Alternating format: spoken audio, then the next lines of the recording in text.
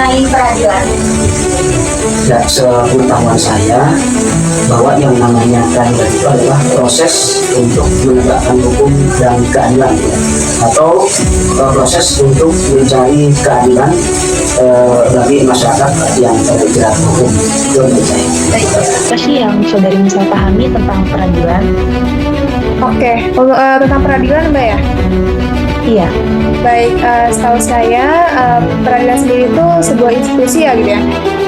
Institusi di mana memang mempunyai tujuan untuk menegakkan keadilan atau hukum yang berada di suatu negara gitu. Contohnya memang di Indonesia gitu. Yang memiliki beberapa jenis peradilan gitu ya, seperti peradilan umum, peradilan agama, tata usaha negara gitu ya, militer dan juga konstitusi seperti itu Mbak. Apa yang Anda ketahui mengenai peradilan? Yang saya ketahui tentang peradilan ialah lembaga untuk menyelesaikan sengketa hukum dan menegakkan keadilan. Apa yang Bapak pahami mengenai kekuasaan peradilan? Kekuasaan peradilan itu adalah kekuasaan yang merdeka. Artinya seorang hakim terlepas dari intervensi siapapun. Seorang hakim terbebas dari intervensi pemerintah. Seorang hakim terlepas dari intervensi politik. Jadi itu yang dimaksud dengan peradilan, kekuasaan peradilan ya seperti itu. Yang saya tahu seperti itu. Baik, untuk kekuasaan peradilan sendiri tuh biasanya bersifat independen Mbak ya gitu. Dan ada juga di pasalnya dalam pasal 24 dan juga UUD 1945 gitu, sama pasal 25 Mbak gitu. Di mana kekuasaan itu biasanya bersifat independen gitu. Artinya gitu bebas gitu ya Mbak ya dari campur tangan pihak lainnya gitu. Dan biasanya di bawah ini sih Mbak MA gitu, yang dimana meliputi peradilan yang tadi saya sebutkan seperti peradilan umum, lalu militer, terus tata usaha negara dan lain-lain. Yang saya ketahui tentang kekuasaan peradilan ialah kekuasaan mandiri untuk mengadili perkara diatur dalam pasal 24 Undang-Undang Dasar 1945. jika terjadi sengketa tata usaha negara, di mana penyelesaiannya? Oke, karena tata usaha negara Mbak ya gitu. Jadi kan biasanya kan kalau misalkan adanya sengketa gitu ya, sengketa kan biasanya kan melibatkan memang keputusan dari pejabat yang terkait gitu ya. Tentunya pejabat tata negara usaha sendiri, dan juga biasanya prosesnya itu seperti peradilan pada umumnya gitu ya, yang dimana mengajukan gugatan, lalu adanya pemeriksaan gitu ya di persidangan, dan juga melalui nantinya ada putusan hakim seperti itu. Dan jika biasanya sih Mbak ya, kalau misalkan emang pihaknya sendiri nggak mau kalah gitu ya, atau nggak puas, biasanya kan peradilan seperti itu ya gitu. Mereka biasanya bisa mengajukan banding gitu ya ke pengadilan tingginya gitu, atau biasanya itu ke kasasi Mahkamah Agung seperti itu. Setiap kasus yang terjadi, baik itu yang terjadi di masyarakat sipil maupun militer, biasanya ujung-ujungnya permasalahannya dibawa ke pengadilan. Ada di kita itu yang namanya pengadilan peradilan agama, ada pengadilan umum, ada pengadilan militer, ada pengadilan konstitusi.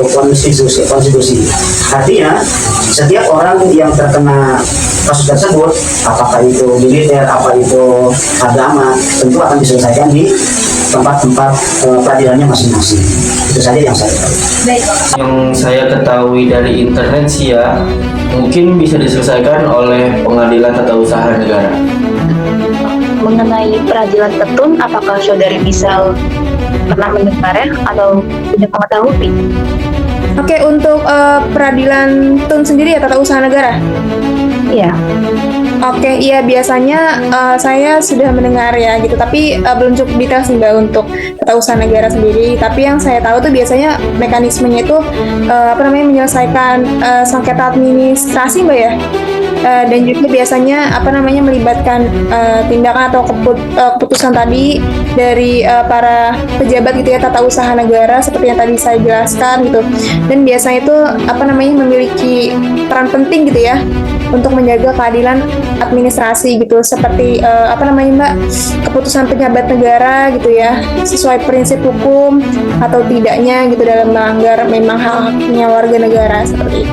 Penetapan tertulis yang dilakukan oleh badan atau pejabat tata usaha negara yang berisi tindakan hukum tata usaha negara yang didasarkan pada Undang-Undang Dasar 1945. Biasa. Apakah peradilan di Indonesia menurut Bapak sudah adil dalam melaksanakan peradilan? Setiap pengadilan, sebetulnya setiap hakim itu sudah disumpah untuk menghakimi seadil-adilnya orang yang memang bersalah.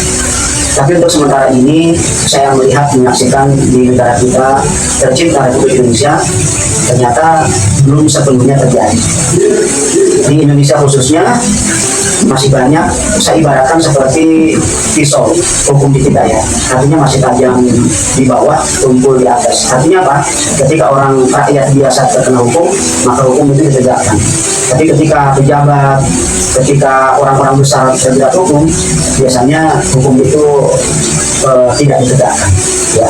Jadi ada istilah begitu mudahnya kita mencari pengadilan, tapi sangat sulit untuk mencari keadilan. Biasanya sistem peradilan seharusnya ya itu seharusnya dilaksanakan secara adil gitu. Namun yang seperti kita tahu ya biasanya ada di mana praktik politik di dalamnya gitu, atau yang biasa kita tahu lah Mbak ya, seperti suap atau apa gitu yang memang adanya oknum-oknum pejabat yang memang tidak mendasari hukum yang ada untuk keadilan gitu. Jadi memang ada beberapa pihak yang dirugikan akan itu gitu. Dan biasanya perangkat peradilan sendiri gitu ya, ada praktiknya di mana punya tantangan lebih gitu. Kayak seperti kasus penyimpangan akses keadilan gitu. Terus juga khususnya bagi kelompok-kelompok yang memang rentan atau kelompok-kelompok yang di bawah gitu ya, yang minoritas gitu yang memang tidak mempunyai dana, dan juga seharusnya itu bagi saya ya, peradilan di Indonesia sendiri tuh seharusnya dibenahi gitu, baik dari internalnya maupun eksternalnya. Jadi agar peradilan Indonesia ini bisa lebih adil seadil-adilnya, baik dari masyarakat bawah, menengah maupun atas seperti itu, agar sesuai nih Mbak ya, keadilan seluruh Indonesia gitu ya, gitu, sesuai apa yang berlaku gitu, dan agar terwujud aja sih merata di seluruh masyarakat gitu, di lapisan masyarakat tentang keadilan di Indonesia ini. Baik, terima kasih Saudara Misalkan telah meluangkan waktunya untuk saya wawancarai. Baik, terima kasih juga Mbak Halimah.